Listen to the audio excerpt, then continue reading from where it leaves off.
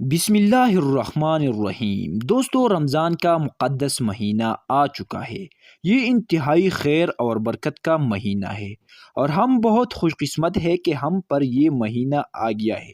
تو آج کے اس ویڈیو میں آپ لوگوں کو رمضان کا ایک خاص عمل بتانے والا ہو۔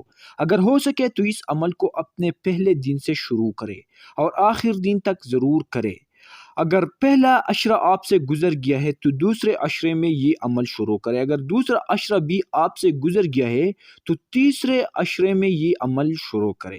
عمل کا طریقہ کار یہ ہے کہ ابتدائی 10 روزوں میں ہر دن 171 مرتبہ یا ارحم الراحمین کو پڑھنا ہے۔